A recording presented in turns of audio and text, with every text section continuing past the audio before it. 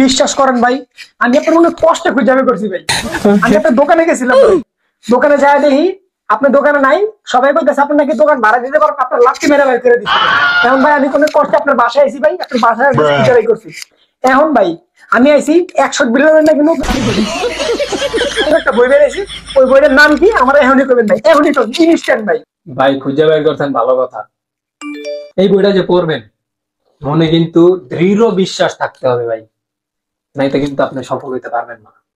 আমার দেখেন আমার ভোগায় লাথি দিয়ে বাইর করে দিতে ভাই, আমি কি অপমানিত ফিল করছি? করি না। কারণ কি জানি? একটা বিল্লাল ভাইয়ের নতুন বই আমি পড়ছি। এখন ভাই বিল্লাল ভাইয়ের নতুন বইয়ের নাম হচ্ছে, আপনাকে কি আমি বলবো নাকি দেখাবো? দেখেন ভাই, এটা হচ্ছে 100 বিল্লাল ভাইয়ের নতুন বই।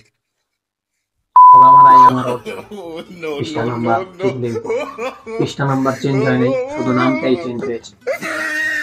এটা নেওয়ার পর আমি দোকান ছাড়ছি, দোকান ছাইরা অপমানিত হয়েছি, বাসায় এসে আবার দোকান খুলছি।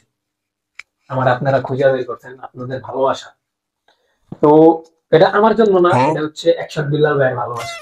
ভাই বইয়ের দাম কত? দামটা কি কমছে ভাই? আগের বার তো মনে করেন 1000 টাকা বইয়ের দাম ছিল, মানুষ অনেক গালাগালি করছে। এখন কি ভাই বইয়ের দামটা কমছে ভাই? বইটা লেখছে কে ভাই? 100 বিল্লাল ভাই। আর 100 বিল্লাল ভাই কি একটা ব্র্যান্ড ভাই, ব্র্যান্ডের দাম কি আপনি কখনো কমতে দেখছেন? ব্র্যান্ডের দাম ভাই বাড়ে। এই বইয়ের দাম ভাই মাত্র 1500 টাকা ভাই। আগের বার ছিল 1000 টাকা, তাতে মনে করেন পাবলিক গালিগুলো দেওয়া বইটা লেগছে, আবার এখন করছেন 1500।